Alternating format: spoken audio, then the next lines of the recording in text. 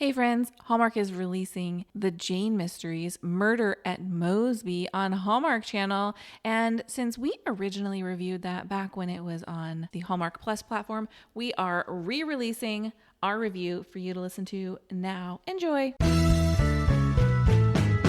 This is a Bramble Jam podcast.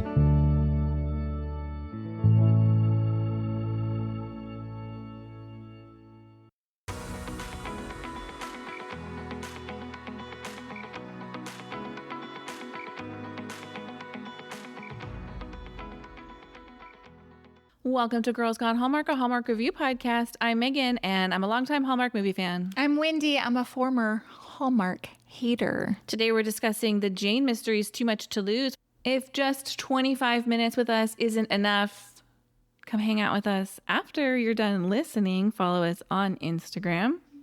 We have 2 accounts, Girls Gone Hallmark and Megan and Wendy. You guys want to definitely be following our Instagram account, especially with our cruise coming up. The content is going to be lit. No, I don't know where that came from. I have a teenager, guys. I'm sorry. Yeah, I hope we can provide like content that people want to see. Let us know what you want to know, what you want to see. We plan on sharing the you know what out of that event. We can't wait. We booked it 14 months ago. Mm-hmm. So the fact that it is finally a month away, I'm so excited. I'm very excited. I'm just wondering, like, do the listeners want us, like, tracking down the Hallmark celebs? Do they want, like... I'm not going to be that person. You're not going to be like, Tyler! Hijink music behind me as I, like, don't. Maybe we can borrow... In my Christmas jammies creeping around the corner. I was going to say, maybe we could borrow Jody's, like, cape and hat for the cruise. Maybe we need a wig. Maybe we need a wig. I'll wear the black one. You can wear the heiress and the handyman one. Okay. Hey, jump into our Girls Gone Hallmark Facebook group. Not a whole lot of people talking about this collection of movies. It makes me really wonder how many people have Hallmark Plus. Or maybe they're just not interested in the Jane Mysteries. Yeah, I don't know the answer to that.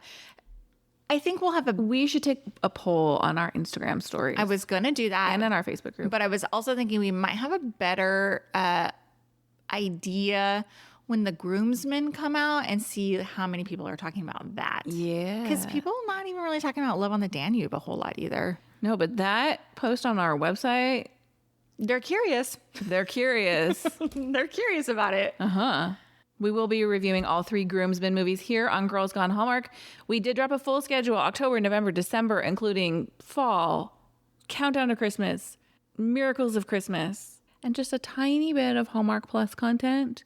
We are 2 people trying to do it all, but the groomsmen is included in our upcoming reviews. What is missing from it is the mistletoe murders. Correct. Aurora Teagarden is missing. We're not doing the Jonathan Bennett Finding Mr. Christmas. We're also not doing the Cherry Lane trilogy. Right. And we are also not doing, there's another 4 Christmas movie release that we're not doing. We just can't. We can't do it all. We can't do it all. There are not enough days in the week. Here's my thought, though. The Cherry Lane movies will come to linear maybe viewing. That'll be like a Christmas in July drop. Yeah, I think if we just put a pin in those, they're going to come to the Hallmark Channel either in July or they will show them next Countdown to Christmas. But I think it's going to be July. Yeah. And maybe we'll review them then. If there's a movie that we are missing that you are dying to hear a review for, there are months after December. Send us an email. Let us know. Yeah, I always feel weird about like putting out a review for a Christmas movie after Countdown to Christmas ends. But then I forget that a lot of people like DVR these or they watch them on... I was going to say Hallmark Movies Now on Hallmark Plus or whatever. Also, I think you need to keep in mind that a lot of people are listening to reviews having not just immediately watched the movie, or they're listening to reviews for movies that they have watched in the past. So I don't think a review needs to necessarily drop immediately after the airing of a movie to be relevant. Let us know what you think on all of that. Let us know your thoughts on dropping movies outside of the season in which they've premiered, etc. Yes. Are we ready to move on to talk about the Jane Mysteries Too Much to Lose? Can I tell you, first of all, I turned on Hallmark Plus to watch this, and I opened up the Jane Mysteries like collection and I just hit play because I had watched the other two, and it started playing the Jane Mysteries Inheritance Lost, The very first movie. which I didn't know. I mean, I didn't know, I didn't have the names of these movies memorized, let's be serious. And so I'm watching it, and at the very beginning of that movie, Stephen Huszar shows up and she doesn't know who he is. And he like introduces himself. I'm like, maybe this is a flashback. And then he's like telling her about the death of her uncle and how her inheritance is his detective agency. And I was like, I think perhaps I'm watching the wrong movie. How far did you get into it? 5 minutes. Oh, okay. So then I did watch the correct movie. Got But I was it. like, oh, I kind of want to go back and watch the Jane Mysteries origin story. Oh, do you? Are you ready for a synopsis? I am. While preparing for the Children's Hospital Gala, Jane De Silva investigates the disappearance of a journalist who vanished after winning a game show. With Detective John Cameron, Jane uncovers a dangerous world of blackmail and fraud. Marco Dufemia returns as director, having directed all 4 of the Jane movies along with The Heiress and The Handyman. Neil Kimmel is back as the scriptwriter. She penned all of the Jane movies except for Murder at Mosby. Jodie Sweetin plays Jane De Silva. Fun fact, Jodie wrote her memoir, Unsweetened, a memoir published in 2010. Us Weekly called it explosive, and E! Online described it as brutally honest as she shares her journey through addiction and recovery. I'm kind of interested in listening to it because that's how I consume books, but Yeah. I'm kind of She's interested very in it. open about, she's living as a sober person, now, but she's very open about, she's on her 4th husband and how she's like, I'm done. This is it. Yeah, I know she is a frequent-ish guest on a talk show you listen to. Regularly. Anyway, I kind of want to listen to I think I do book. too. Add it to the list. next year, 2025. Stephen Huszar plays Detective John Cameron. We've discussed how much we really enjoy him in this dry, gruff detective role. And as I looked through his resume, I saw that he has appeared in several of the Ruby Herring mysteries. And I wonder if those are worth checking out. I need listeners to weigh in. Is it the same Stephen Huszar we're getting here in these movies? I had heard in our Facebook group that they loved him there. Oh, piping hot tea. girlsgonehallmark@gmail.com. Email us your thoughts on Stephen Huszar and the Ruby Herring mysteries. Paris Jefferson returns as Sadie De Silva. Sherry Miller plays Irene/Ida. Sherry has 98 acting credits, having appeared in Family History Mysteries, Buried Past, 5 More Minutes, as well as Shane's mom in Signed, Sealed, Delivered, The Vows We Have Made. Remember how great she was in that role? Yep. Miller will appear in the forthcoming Hot Frosty on Netflix, also starring one Lacey Chabert. Troy Blundell plays Edgar Salmon. Troy has 51 acting credits, which include From Friend to Fiancé, Return to Christmas Creek, and A Nutcracker Christmas for Hallmark. Are you familiar with any of those movies? Wasn't A Nutcracker Christmas the Christmas in July drop? That was Operation Nutcracker. Oh, I apologize. Then the answer is no. Okay. Victoria Sawal plays Margaret. Victoria has 15 acting credits, and outside of one episode of The Good Witch, this is her first movie for Hallmark. She has also appeared in the series Why, The Last Man, which probably needs to be added to our bingo card at this point. It's been a frequent flyer. Monica Rodriguez-Knox plays Sophie. Monica has 18 acting credits, including a recent appearance in Hallmark's Falling in Love and Niagara. Jessica Behan plays Angela. With 18 acting credits, she has appeared in several Hallmark-esque projects. However, this is her first Hallmark movie. James Jarris plays Craig. This is his first project for Hallmark. Hey, Kiwi the Cockatiel plays Perry the Parrot. I like the alliteration on both of those. I tried to see if Kiwi the Cockatiel, cockatoo? No. I think How do you cockatiel, there's 2 different kinds of birds, I think. Cockatiel is a bird. I was looking to see if they had like an Instagram. A social media presence. Bird had couldn't find anything.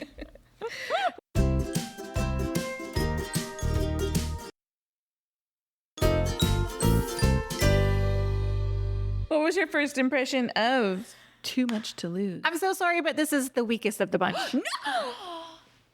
Oh, I like your game show. Thank you.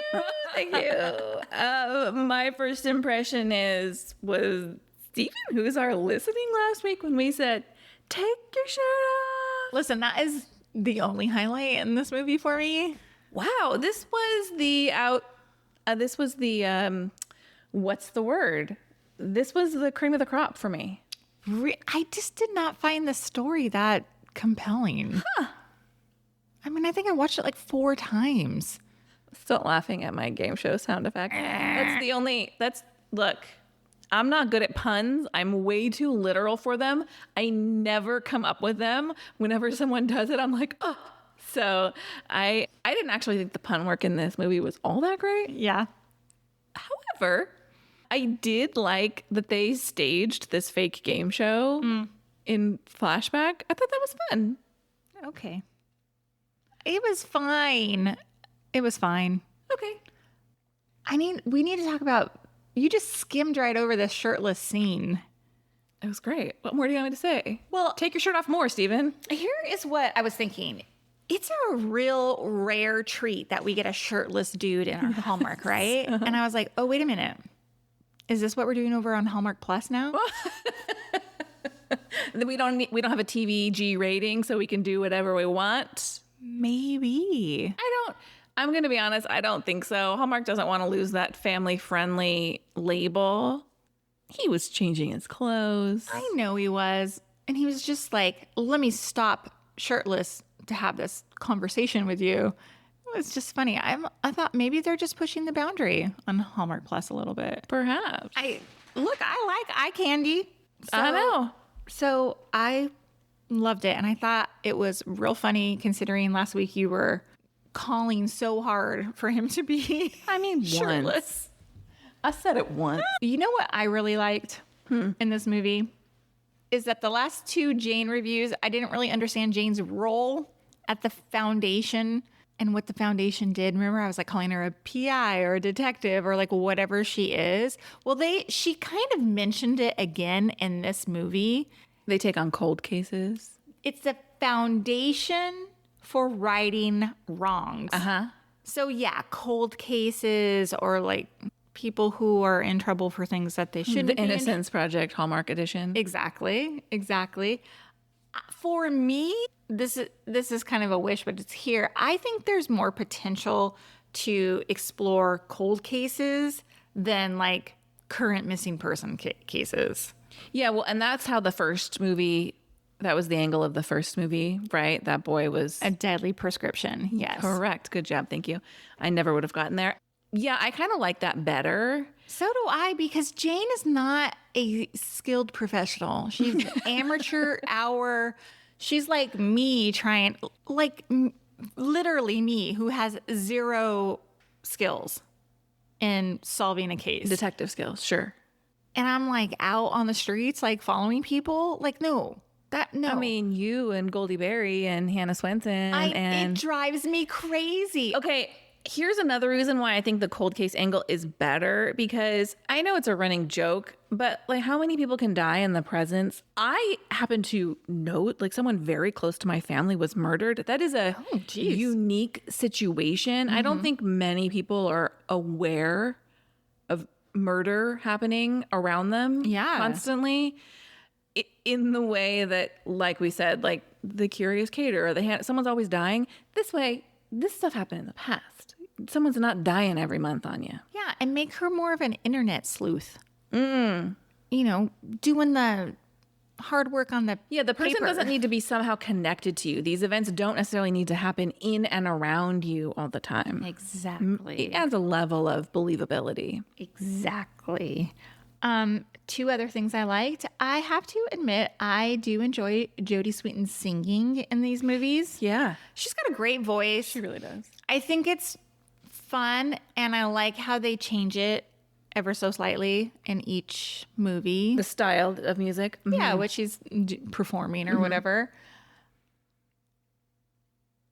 And there was one real LOL moment for me in this movie, and it's when Detective John is changing his clothes, and Jane, Jody, as Jane says, like, I'm here to give you fashion advice or something like that. And I just got a real chuckle out of that because we've talked about the wardrobe choices for her.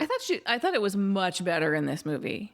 Yes, but in this one particular scene, it looked like she was wearing like a 2-piece matching set that looked like pajamas, but I think were a regular outfit. A lot of pencil skirts in this movie. Did you notice? I did notice. I mean, On the women. on the way, obviously. Yes. We did not get Huszar in a pencil skirt, although the man has the, what do we call these? I don't know what those are called, but they make me sweat a little bit. Those that V thing. He's got the abs for it, is all I'm saying. Speaking of abs, side note, I saw an Instagram from one BJ Britt who is going to be in the groomsmen and on our cruise as well. Speaking of people you'd like us to hunt down, look, I want to put it out there because in case anybody at Hallmark or Hallmark adjacent listens to this, we are absolutely not going to be those people. No. We're going to be the most well-behaved members of this cruise. So BJ puts out this video on his Thirst Instagram. trap? It's like it's I don't know if it's a reel or what, but like he's got a kind of a low cut shirt on and he's smiling. He's got this great smile. It's kind of slow motion. And can you please read my comment that I left from our Girls Gone Hallmark account? Okay, hold on. Anyone else peep those pecs? Sorry, I cracked myself up at 6:30 this morning, but it was a nice little window into his chest. I'm just reading the other comments. One from James Vaughn, who's Jonathan Bennett's husband, says, "Look at you." I wonder if he's going to be on the cruise. He's got to be, right? Oh, that'd be so fun. Do you ever watch their content? Like he posts videos because Jonathan Bennett is a Carnival Cruise ambassador. And so he posts like funny videos. Sorry, I got distracted there. I think I'm done with my likes. So I just have one more. Last week you mentioned that you wanted to see a little more forward progress with Wendy's rolling her eyes. It's in my wishes, but go ahead. Well, I actually thought we got some It's a series. They cannot get them together. They're Ross and Rachel. I don't know what you want from them. They wish they were Ross and Rachel. I just meant it's the Ross and Rachel prototype, right? It's the will they or won't they. Obviously, I mean, Tom and Goldie finally got together, but it took them a while. They're like arguing back and forth where he doesn't want her to go, put herself in danger. And he's like, I just need you to be safe. They're like yelling back and forth at each other. But she's like, I'd love to be safe so I can go on many dates with you. Yeah. And then like he had clearly told his niece, she's like, you're right. She is pretty.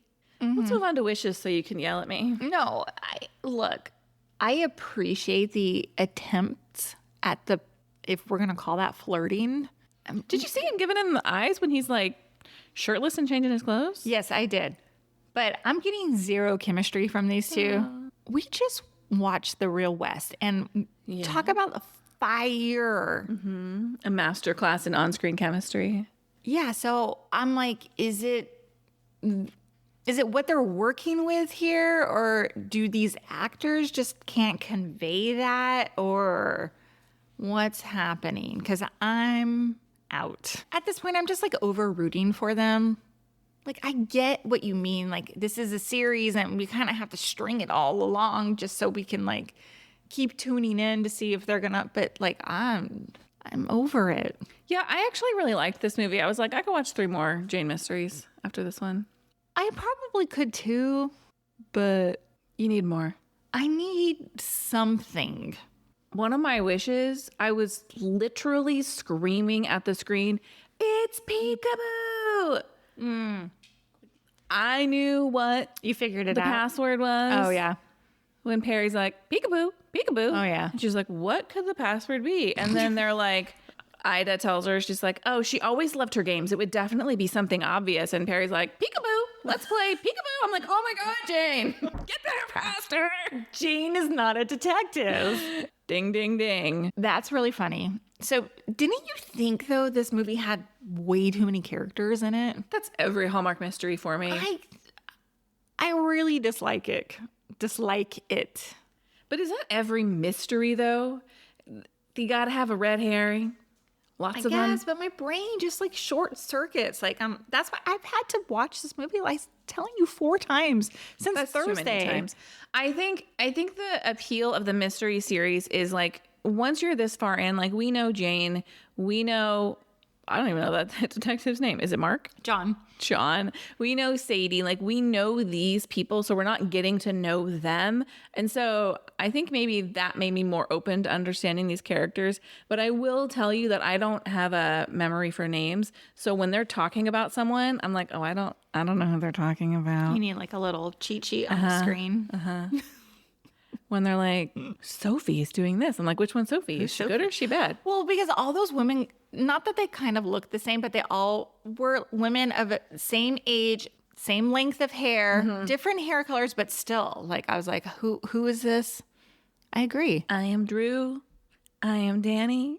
We are not the same person. Where is that Have you seen that? Yeah, it's a TikTok. It's too long. Oh, no, I don't know that. I don't know what the sound is from. It's just a TikTok trend. Okay. I have one more dislike. You've totally changed the segment name. Straight up, I don't like it. Wish. I'm so sorry. I have one more wish. Okay. Real missed opportunity with Jane's dead mom storyline. Where did that go? Like, I get that you need like something in each like episode, but there was like nothing, no mention of it in this episode. And I just think it's unfortunate because I thought that they teed it up really well in Murder at Mosby. But it wasn't written by the same person. And so my guess is like the directive has to be like, just add a little more heat with these two because there's no tie-in, right? There's no connection to Murder at Mosby. Really, the only way that we know that it's further along is like Jane and the detective are flirting. I forgot it's John. Yeah. That's the only. Yeah. And Sadie's hair is shorter. In whose hair? Sadie. She cut her hair. Oh, I didn't notice that. Yeah, Sadie cut her hair. But other than that, there is no connection. And so you are exactly right. Because I didn't do the notes on this, I didn't realize that they had a different writer. And it makes perfect sense why they wouldn't have continued that storyline, but real missed opportunity. This series for me is lacking like a through line, something that's going to connect it. That's what I say. I don't care about the John and Jane storyline that much. I would have liked more of the mom, like just some information. Let this be running in the background. How about Did You See That? I have one and it's a non-traditional. Did you see that? Okay. There is not one single user or critic review for this movie on IMDb. It has been out almost a week. You know, almost I had 7 noticed days. that about last week too, actually, when we were recording. I think it speaks to the volume of Hallmark Plus viewers. Yeah. Also, you know what I think? Well, I was going to say, like, I sometimes feel like people who are critical are more likely to leave a review. And I think Hallmark Plus users might be Hallmark super fans and therefore less likely to leave a review. I also think, this is my last opinion on the subject, that the streaming user is a younger demographic and the person who is likely to leave an IMDb review is an older demo. Me? No. I leave IMDb reviews. You do? I leave Yelp reviews. Okay, well... Yes, boomer, you. I'm not a boomer. I'm Gen X, baby. Me too, man. By the skin of my teeth. Did you see that? Yeah, so I thought you would appreciate this one. Irene, in her text to Craig, calls him Craig instead of Curly. And to me, that was a real Donna saying Dave moment when she's being attacked and held like hostage behind the door. And she's like, I'm fine, Dave. And David Silver knew that was the clue that she was not, in fact, fine. She's referencing Beverly Hills 90210. Yeah. If no one is familiar, but yes, I remember that scene clearly. We later learned that happens because Irene wasn't the one who wrote the message, so it wasn't like a clue. But That's what I thought of in that moment. And just a thought, there's a moment when the amateur sleuths are in Irene's house and they refuse to turn on the light, but they're straight up touching all of her mail and unrolling it. And granted, they're like using tools to move it around, but I thought we're still disturbing evidence here. You can't turn on a light switch with your elbow, but you can touch all of her mail. Yeah. Yeah. What'd you rate this? 2.5 stars. Me too. Me too. I had to go back and look at my other ratings too, because of the 3 we watched, I liked Murder at Mosby the best, followed by A Deadly Prescription. I think that's what it's called. And then this one. So I am going to be honest. I have no idea how I rated the other 2 and how this compares in my ratings, because it's like an in the moment, pure vibes decision. of course, always. I think this series, and this is my opinion, I think the series could do well. I think they need to change up the writers and the directors on it. Okay. Just flip it on its head a little bit. Yeah, shake it up. Yeah. Hey, thanks for listening to this episode of Girls Gone Hallmark. If you love this podcast, we love your 5-star ratings and reviews. Please leave them in the Apple Podcast app, or if you're a Spotify user, you can leave a comment on the episode that you are currently listening to. We'd love it if you did that. We'll see you next time. Bye-bye. Bye.